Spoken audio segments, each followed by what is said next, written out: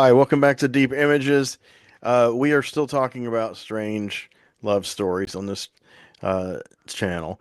In this series, we've been covering all kinds of bizarre romantic entanglements that kind of defy society's norms and all human comprehension in some cases, across age, race, class, and even species. So, hope you're enjoying it so far. I'm with CF Roberts, the co-host. I'm with Mr. Bill Mulligan, and I'm with Ms. Briggy Williams, aka Funky Lollipop, and the amazing Tonjia Atomic is our special guest panelist. And actually, she's going to tell you about a strange love story film. Okay, the strange love story that we're going to talk about today is Harold and Maude from 1971. And Harold and Maude opens with you see this person, don't know anything about him, and it's really a slow opener. We see this person, he's getting this stuff ready. What's he doing? And he ends up hanging himself. And this is the opening. What's happening here? And all of a sudden the door opens. It's his mom, and she's totally like, "Oh, Harold, just stop it. Just I can't stop doing this." And we find out that he has the penchant of committing fake suicides or fake deaths over and over again. And it's basically we find out it's to get his mom's attention. She's a society lady who likes to do parties and wants everything to be just so, and doesn't give him the right kind of attention, like a real kind of attention. Um, and so he fakes his death over and over again. It kind of it annoys her, um, and she comes to just be irritated by him and the Hmm. things weird. He's quirky. Why isn't he normal? Is what she's thinking about him. And What's normal? he ends up he goes to funerals for fun to hang out. And He's a god. yeah, and he's played by Bud Cort, who I think is amazing. I just Yeah. really love him. And he's so good in this. I feel like this character is real. He goes to funerals, he buys a hearse because he wants a car. And he sees this older woman who's also at these different funerals that he goes to, and she notices him too. And this is Ruth, or not Ruth. I mean, it's Ruth Gordon, but it's Maud. And And then there's Maud. Yeah. I think this film works a lot because of the two actors are amazing and make the film seem real, make the characters seem real. Hmm. And she starts interacting with him because she's interested. What's up with this kid? Why is he always at these funerals?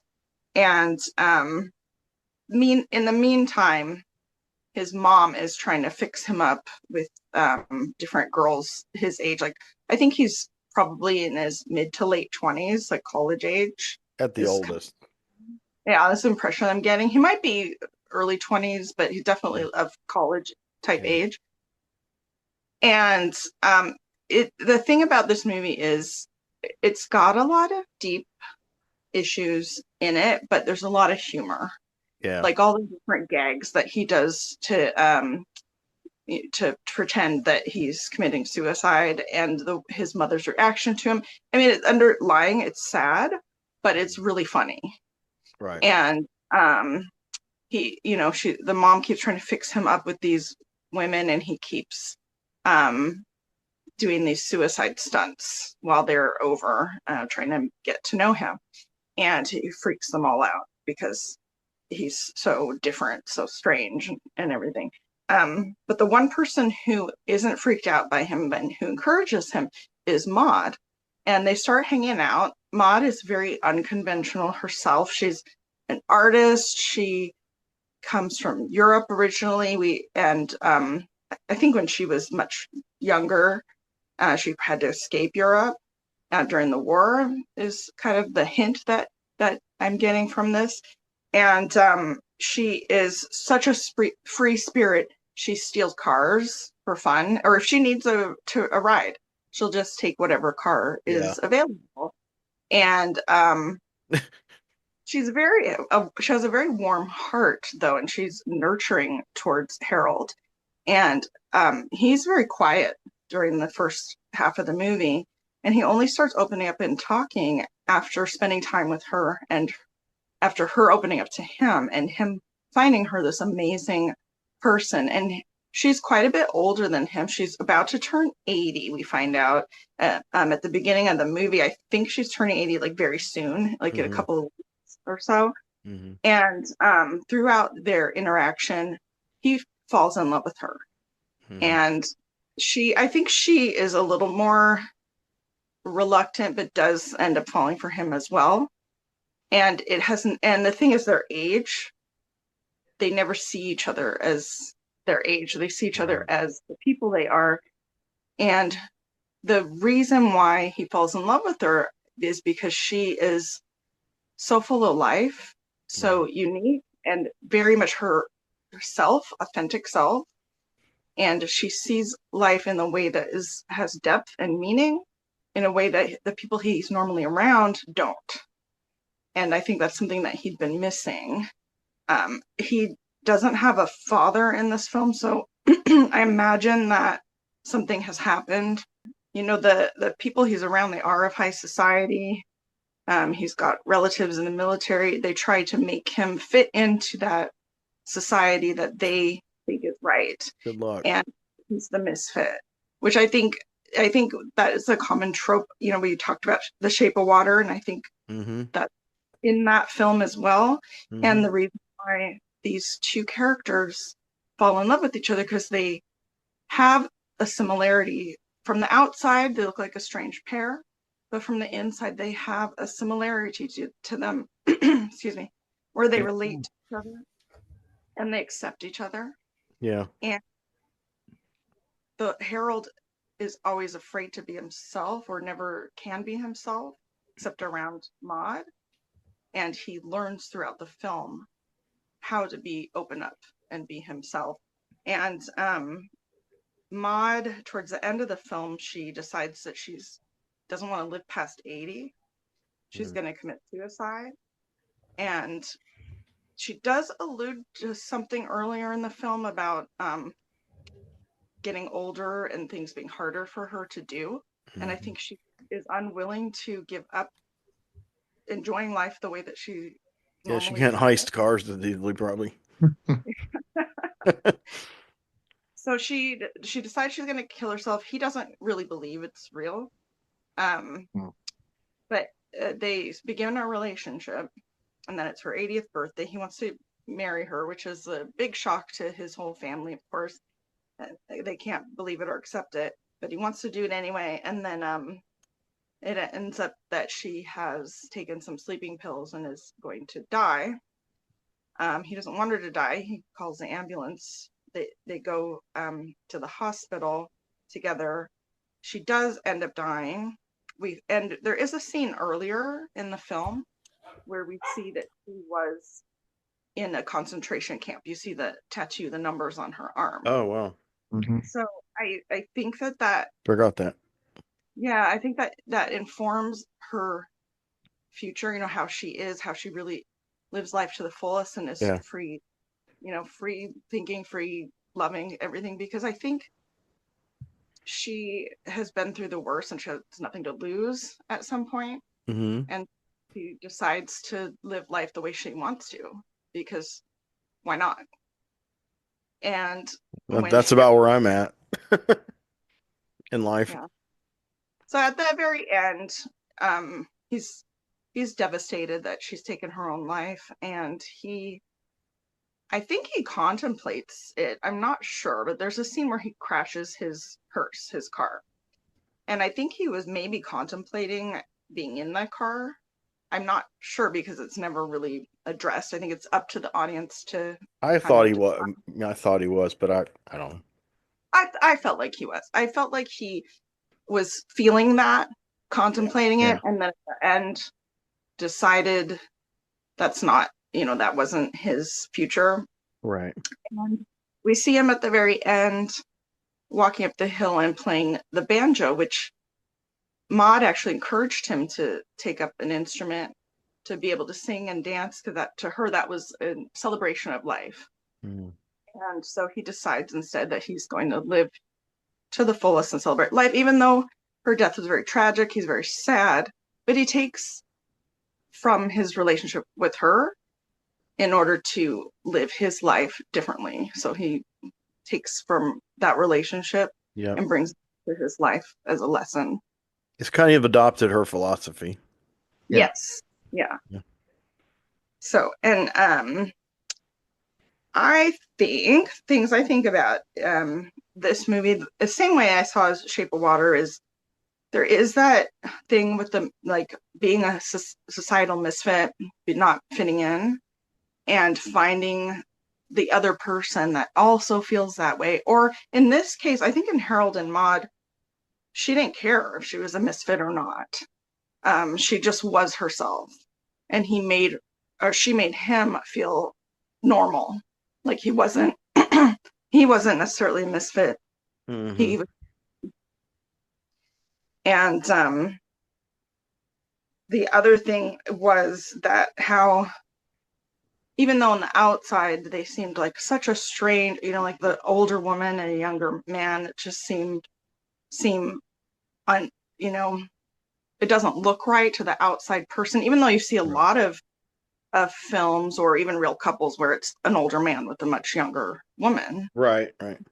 To reverse that and have it be the doesn't feel right, I think, in some ways from people looking from the outside in. But like I said earlier, it was more than that. It was about who they were to each other. Mm-hmm. Definitely. Wow. I saw this film in a theater with a big crowd of people, and yeah, it's really well made. It took us on a roller coaster ride. It was one of those things. It's one of those movies that's fun to watch with an audience because there was a lot of laughs. At first, it seems just like a very black comedy with the suicide attempts and everything, and the fake suicides, and then you get into when Maud becomes part of it and everything. The scene where she basically slowly reveals that she's taken the drugs and everything, that theater was quiet as death. Like we were as shocked as Harold's character, and then you start hearing people gasping as he shouts, and it was yeah, that it's very manipulative, but it's well done, and that was a great pick. That was a great pick for an unusual love story, and a good love story can really take you on that ride, the highs, the lows, just as love is. And yeah, thanks for picking that because I hadn't thought about Harold and Maude in such a long time. And I haven't watched it since because I don't think I'd enjoy it. I have such a good memory of seeing it with that audience Mm. and living it that way. Watching it by myself now wouldn't be the same, but I think maybe I should go see it. I don't know if my wife's seen that yet. I think she would enjoy it. So Yeah. thanks for picking that. Yeah. The movie is so funny. I mean, I think it's funny like throughout up until we get to the end, but it's funny throughout, with her and the police officer when Tom Skerritt keeps trying to pull them over and he's terrible. And there's so many comedy moments. And then in between, there's so many nice, real loving moments between the two characters as they're learning about each other and telling each other stories and sharing moments with each other that are so real. Like you can feel the romance or even just the relationship itself just deepening as they get to know each other more and more, and that's interspersed with all the other things going on, and I think it's done really well. Absolutely. They do a neat job of making her quirky without being annoying. And that is not easy, apparently, for a lot of filmmakers to do, where they introduce these characters that we're supposed to like because they're quirky. But I don't know. Maybe I'm just getting old, but I look at a lot of them and like, oh man, if I had to work with this person, I love quirky. I mean, look at my friends. Look at this crew. Yikes. Henry's the kind of quirky I like, but they don't know, but they don't know how to do that. They just they come in and then everyone around them is just like, oh my God, I just love this person. They're so novel. They're so this. And you're like, no, they are annoying.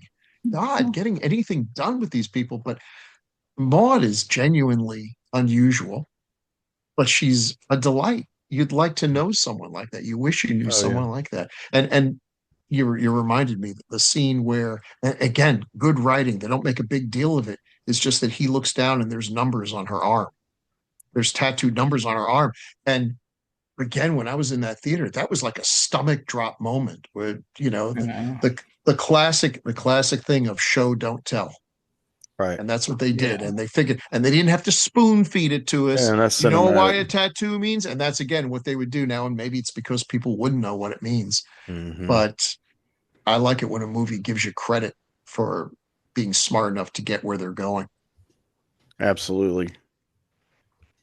Anybody have any closing thoughts or other additional thoughts?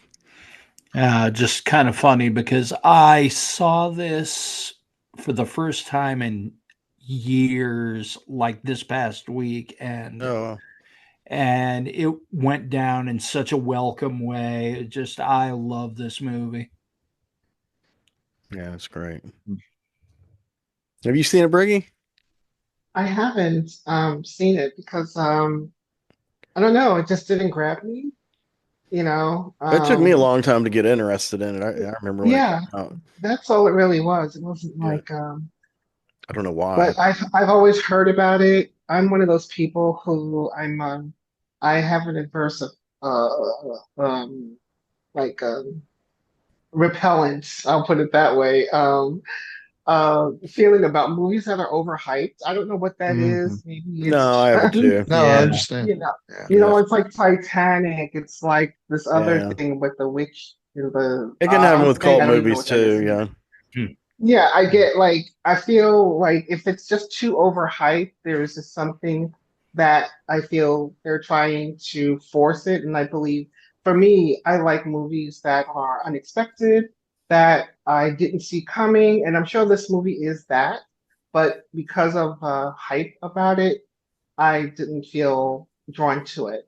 But there are movies that I have stumbled on that I found absolutely amazing, and I was just like, wow, this is incredible. So I may just watch it, Yeah. just hearing your Hmm. feedback. So thanks for pushing that forward. Most awesome. Hi, welcome back to Deep Images. We are exploring a new topic, strange love stories. Before we get into this, I wanted to share with you who's with us tonight. So I have Tim Tolbert, and I have co-host Chuck C.F. Roberts, and we have a very special guest panelist, Tonjia Atomic, who's a very accomplished uh, person in the world of the kind of movies that we discuss. Could you tell people a little bit about yourself in case they don't know?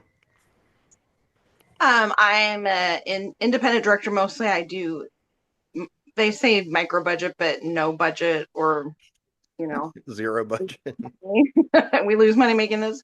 But yeah, I make a lot of no budget, zero budget films, and I'm most well known for doing the sequel to the Manos, the Hands of Fate, and it's called Manos Returns.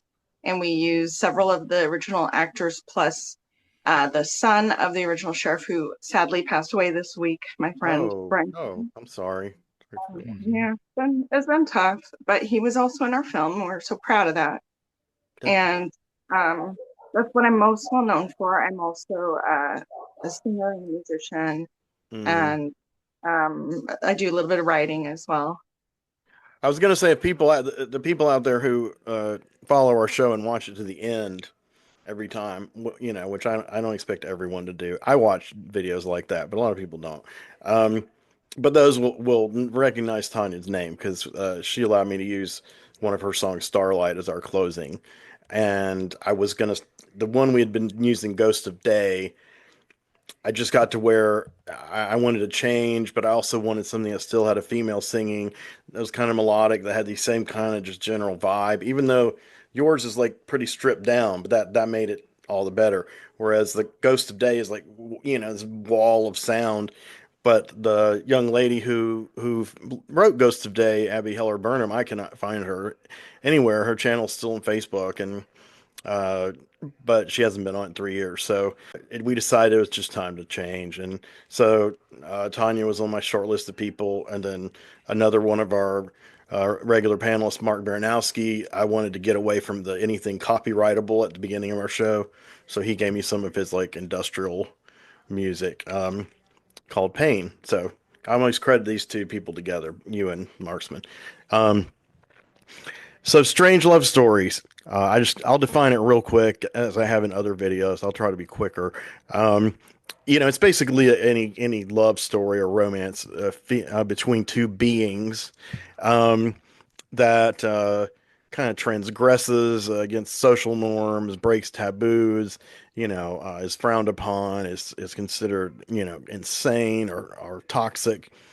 But they're distinguished by a current of genuine romantic feeling, a genuine loving feeling between the two characters, even though it's sometimes some of the characters it's one-sided for a while. But if there's at least that spark, and that passion, definitely, no matter what happens to the characters, because they're often doomed. Um, we wanted to get that across. We wanted to accentuate that about those films. And I'm going to turn it over, see if Robert's. Hey, Hey, turn my mic back on real quick. The dog seems to have died down with his excuse my enthusiasm. drinking. Uh, I have a well, drinking problem. that may become entirely appropriate in a moment here. It's not alcohol. I can't drink alcohol. But I get you. Me neither. But yes, apropos. Yes. So the movie that I am looking at here first is 1987's Barfly, which starred Mickey Rourke and Faye Dunaway, and was written by Charles Bukowski and directed by Barbet Schroeder. A wild combination of people. Yeah, it's a very wild combination of people, and kind of fun stories behind it. But I'll kind of save that. Story basically begins with a montage over the opening credits, a montage of various bars on the LA Strip, and as the credits end, the camera kind of goes into one particular bar, and there's just one lone bartender sitting at the bar all alone, looking forlorn, flipping through a magazine or whatever. And then the camera goes all the way through the bar and then all the way out the back door to where there's a big brawl happening outside. And you see this guy who basically looks kind of like a drowned rat getting pummeled by this other guy. And the guy who looks like a drowned rat, to the shock of probably a lot of people at the time, is Mickey Rourke. Right. And he plays Henry Chinaski, who is basically Charles Bukowski's proxy character in most of his writing. Yeah. And great first name he chose. Mm-hmm. Go ahead. Yeah. And there are reasons for that, because that was actually his first name. Oh, really? Yeah, that was Bukowski's wow, that's kind of cool. name. But he is getting beaten down by the main bartender in the bar, who is played by Frank Stallone. Well, I guess Mickey Rourke was a good buddy with, and I guess they were basically, they're both boxing aficionados, and they like to go in, do boxing and whatnot together. But he is beating the living crap out of him while just about everybody cheers him on. And eventually he just beats him to a pulp. The guy, falls down. They leave him like lying in the alley. They all start filing back in, and someone says, "Hey, shouldn't we help him?" And someone else says, "Nah, don't help him. He'd piss on you if he could." And I think they all go back in. I think you just hear Chinaski Rourke just kind of lying there. I think you hear this vague whisper of "Help me." But it goes back to the next day, and you see him walking down the street. He's this nasty dog in a car, just barking, looking really vicious at him. And he stumbles by, and he's like, "Oh, it's beautiful." It just Then it goes back to the bar that we were at the previous night, and the guy who owns the bar is sitting there with a couple of rando guys who are just like, "So where's that boy of yours? Yeah, we ordered sandwiches like an hour ago or whatever." And he says, "Oh, he'll be in." And he stumbles in, he kind of wanders in, he kind of has a way of walking. Chinaski has a way of walking about him, like it looks like he has like a broomstick up his ass or something. And he gives them their sandwiches, and he's just the guy who quote unquote refuses to join the rat race. And they start eating these sandwiches, and these two kind of guys wearing these ugly sport shirts or sport jackets, like maybe my dad wore like 40 years ago. And I think Henry at one point swoops down and grabs the sandwich from one guy and just starts gobbling it down. And it's like, "Oh, that's ham with mustard and relish." And So is Henry just like a derelict? more or less, yeah. I mean, he does have an apartment, and I guess he does whatever he can to uphold it. But Right. he but he swoops down. Apparently, he hasn't eaten quite some time, and he's really enjoying that. And they're like, he's a goddamn seagull and whatnot. And I think eventually he's just, "Henry, why don't you go on back to your apartment, all right?" And so finally, he just kind of wanders off, and he goes up to his apartment. He lives in this, what I would describe as a flop house, and sits down and is listening to classical music very loudly. And he gets up and wanders around, and eventually, I think, has to go to the bathroom or something, which one of those places where you don't actually have your own bathroom. Oh, And the YMCA or something.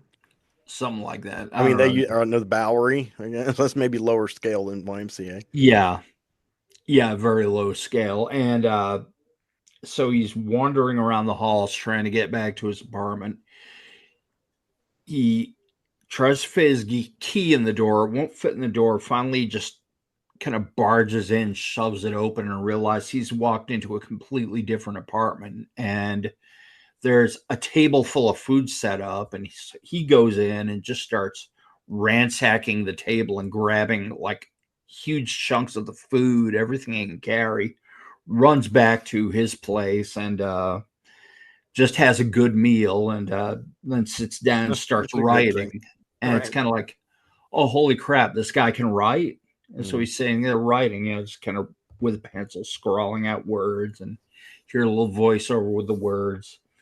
He goes back the next night and gets in a fight with the other Stallone brother there, and eventually, and he's got a full tank of fuel. He's feeling really confident. The guy who owns the bar, everyone's betting against him in this big brawl with the bartender, and the owner of the bar bets on him. Oh, okay. And so he gets in a fight because he's got a full tank of fuel, and he's eating some guy's sandwich, and he's eating some person's dinner or whatever. He's doing real well. He's feeling real good. And so he actually does manage to beat the crap out of Frank Stallone, and he gets shut off at the bar, but he does get a portion of the money that the bar owner won. And he says, "Here, take this, take part of this." And he kind of prideful, he doesn't want a whole lot, but he says, "I'll take a few bucks here." And so he hightails it to another bar and wanders in, sits down, and there's this very distraught looking woman sitting down on the far end of the bar, and he says to the bartender, "Who's that? She looks like some kind of a distressed goddess." "Oh, that's Wanda. Yeah, leave her alone. She's crazy." And of course, that's all he has to hear. And he goes running down. It's like, "Hey." And so he and Wanda, who's played by Faye Dunaway, hit it off. And I always thought that was the most. How did they snag that casting? Yeah. It was just really amazing for this kind of movie that at that period. Wow. And so she's a ripper and drunk herself, and she's, just kind of has her own thing going. She's kind of like, as he says, like a distressed goddess. But they go back to her place, and long story short, a relationship starts, and she basically goes as far as to move him in. And some guy who I guess is basically like an old guy who really likes her and is trying to take care of her calls up, and he gets on the horn and scares him off, and she's like, "Okay, well, we're gonna have to find jobs, because that was my meal ticket right there." And so she goes off to they both go off to find jobs, and he goes to some interview that I don't think really works out, and she goes off to wherever it is she's going to, and he heads down to the bar, and meanwhile there's this little guy poking around the bar and poking around his old apartment, and it's none other than Eraserhead himself, Jack Nance. And he's sitting around wearing some funny little fedora and funny little jacket, and Pete Martell taking pictures of him. Yeah, Pete Martell. And so he's obviously poking around looking for Chinaski. No one knows why at this point, but Henry goes in to find Wanda at the bar. She's not there. And the bartender tells her, "Yeah, well, Wanda left with Eddie, and Eddie is the Frank Stallone character." And it's like, and he's fairly mortified by this. I think it's less that she stepped out on him, and more like she stepped out on with Eddie. And it's not goddess behavior. So he gets drunk and he goes back to the apartment. She eventually comes in, and they kind of have it out, and it's not real pretty, but she ends up hitting him in the head with a purse, and like maybe has a brick in the purse or something. She ends up hurting him pretty badly, and he's lying on the ground bleeding. And eventually he gets up and, of course, immediately starts drinking again. And suddenly there's a knock on the door, and there's Jack Nance, and he's just like, "Are you Henry Chinaski?" And he looks at him with just all the blood running down his face and everything. He's like, "No, I'm Leon Spinks." And he has a way about him. He's kind of like, he almost has this line of dialogue. He sounds like kind of a surly version of Snagglepuss or something like that. But it's like, "You better get that looked at." "No, I'm quite all right." And slams the door in his face. I love Snagglepuss. Wanda comes home eventually, and he's messed up, and they kind of talk it out, and they're kind of contentious, but they kind of get along okay, and they kind of patch things up a little bit. And there's some guy next door, some old miserable guy next door, beating on his wife, and she's screaming and yelling, and he's punching her and cussing her out and all this stuff, and it sounds really nasty. And that's kind of a recurring thing for about half the movie, just them listening to that. Sounds like a Bukowski book. I mean, I haven't seen that movie all the way through, but I've read it. Sounds exactly like a Bukowski Yeah. book. And Yeah. he says, she says, "What are you listening to?" And he's just kind of sitting there and just kind of laughing and saying, "Hatred, the only thing that lasts." But he says, "Yeah, that guy did time in jail, and I think he murdered somebody, something like that." And he just kind of shrugs it off. But they patch it up, and they seem good for the time being. And eventually, someone else comes looking for him, and it turns out that Jack Nance's character is actually a private detective hired by this woman played by Alice Krieg, Hmm. and she is that's not a literary agent, but she's like the editor of some very highfalutin literary magazine. Mm-hmm. I say highfalutin because I'm part of the zine world too. I hear you. Um, and and she says, "We've discovered you." Oh, you've discovered me, and he says a bunch of really callous and nasty stuff to her, and she's just like, that's the act of an immature asshole. And he says, "Oh, so you hired a dick to find an asshole?" And People are so eloquent. she kind of shrugs it off, but she says, "I want you to come back to my place, and we'll talk about your career and whatnot." Mm-hmm. So he goes over her place, and she's obviously very from a very different social strata than he is, and he's just kind of like this rat bag who's been gonna get in a fight and whatnot. And she's just, why do you have to be a drunk? All my favorite one-liners are kind of going out the window. It's all right. But So she's trying to harness him into becoming a marketable writer. yeah, she's trying to turn him into a literary lion. Right. And moreover, it ends up in a one-night stand. She's trying to turn him into her literary lion. And Bukowski wrote in his book Hollywood, which is about the making of Barfly, Mm.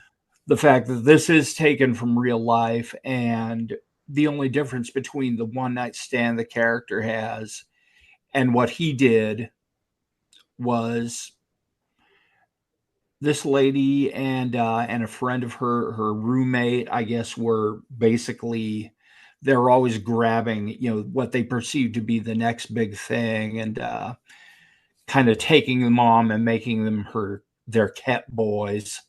And apparently when they brought in Bukowski, basically it wasn't a one night stand, it was 6 months until finally he just couldn't handle it anymore, and he kind of flew the coop. But he basically leaves her after the one night stand in the movie and says, this is just a gilded cage with golden bars, And she said, "You could write in peace here." And says, no one who ever wrote worth a damn could ever write in peace. And so he takes off and goes back, and I think he eventually finds Wanda at the bar, and the two of them get back together, and he's got this big paycheck from her, and so he's basically spending it. He's blowing all this money on everybody at the bar, and he's to all my friends. It's kind of like, yeah, as soon as that money runs out, they're not your friends anymore, dude. But Right. he kind of seems to know the drill, but he just plays out his end of it anyway, and so they're having a good time, buying drinks for everybody, knocking them back and whatnot. And then Alice Krieg shows up at the bar and is trying to win him back somehow.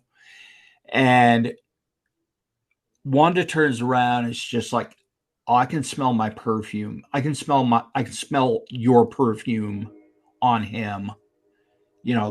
I'm gonna kick your ass." And she pounds the crap out of her and beats her up, and eventually she just up and leaves, and she said, "Okay, I get it. You on some part of it, in some way, you need all this." Right. And so she leaves him to it, and they turn back to just kind of enjoy themselves. And Frank Stallone's standing at the bar looking real surly. And so it's kind of like, okay, it's fight time again. And everybody piles out the door. And that's pretty much the end of the movie. He keeps on basically being a barfly and a drunk, regardless of the fact that he's getting published. And In real life, the real Charles or Henry Charles, was this a key juncture in his real life where he started to make it after this period as for getting more published? I don't know whether it was or not. I know that he had several different stop and starts. I think his career for real really started after he did the book Post Office. I think that's when he really took off. Okay. Yeah, and the character that Wanda is based on was a person named Jane in real life. And I happen to know that, yeah, they had kind of an off and on relationship, and she eventually died from alcohol poisoning, which is covered in Post Office. And in Hollywood, you hear him, basically telling Faye Dunaway that story, and she was apparently very taken aback to hear it. What do you what are the feelings you get about this core love story between these two kind of lost people? I think it's pretty much painted as a kind of a crazy romantic story, and it's not taken a whole lot deeper than that. But it's kind of like, this is not something that we are sold very much in the American public. Just people who were living on Skid Row, people who were kind of living hand to mouth and living the way they want to live, and engaging in all the bad habits they got and whatnot. And, you see them there, warts and all. My cousin, who recommended the movie to me way back in the day, said, well, just when you step back and you realize, oh, this is a comedy, it kind of makes all the more harrowing things you see worth watching. Just realize it's, I guess, keep repeating, it's only a comedy. It's only a comedy. It's only a comedy. My brother, I think, tried to look at it a certain way. He said, well, I guess if you want to put a nice bow on it, it's a movie where two people found each other. Sure. And I said, well, if that's your takeaway, that's great. Sometimes that's the bare bones, maybe the best you're going to get. That's the impression I got from what little I've seen of the movie, and that appealed to me. But Matt Dillon play Henry Janowski in a later film? Yeah, he played, was it Post? No, it's Factotum. He played him in Okay. in Factotum. I haven't seen that either. Yeah, I did, and I didn't personally care for it. Yeah. I like Bukowski, what I've read. I'm not an expert or anything, but that's cool. Yeah. Do any of you guys have any thoughts on this film? Have you seen it? Do you know Bukowski? I haven't seen it. I like Bukowski a lot. He really changed how I myself, when I write poetry and things, because he's sort of I don't even really know how to explain it. It's one of those, he kind of brought this new edge to poetry, in the sense that, a lot of people didn't think that blue collar, barfly types of folks could express themselves in that sort of way. And that's one of the reasons that I like a lot of the stuff that he does. But I haven't seen the movie. It does sound interesting. And I like Mickey Rourke. He's good at playing those kind of like off the beaten path, lover characters in movies. That's just such a Mickey Rourke thing. I mean, that's pretty much every role he's played. They're all tormented. He's good. He just plays some tormented guy who's just like messed up. Bukowski apparently was not wild about his performance. Okay. He said the big conflict was he initially wanted Barbet Schroeder to direct it. He wanted Sean Penn to play the role. Sean Penn didn't want to play the role unless he got Dennis Hopper as a director, and Bukowski couldn't stand Dennis Hopper. So I guess that was the conflict there. That's something I didn't know. Have you seen this, Tanya? I haven't seen this. This movie's been on my list to see, but I haven't No, you made it should. yet. But Yeah. we plan on it. I used to see it for rent a lot, and then when it came out on MGM, all those MGM cheap DVDs, I was just loading up on. It was always one that I was gonna buy, and never got around to. Yeah. Yeah, that's cool. That's cool. Well, we're going to wrap up this episode, and we're going to have more strange love stories for you. And we just want to remind you, if you could please drop a like on their videos, subscribe to the channel. That would help us out a lot. We're trying to grow, and you guys are a great audience, and we just want to continue to bring you content that's a bit different than maybe some of the other film discussion channels. So thank you. Have a good evening. Take care. And it's true that we cannot see that far behind. If we looked all the way in the past, we'd go blind. In the night, from the stars as they've all lived their lives, and the light that they gave as they burned and then died.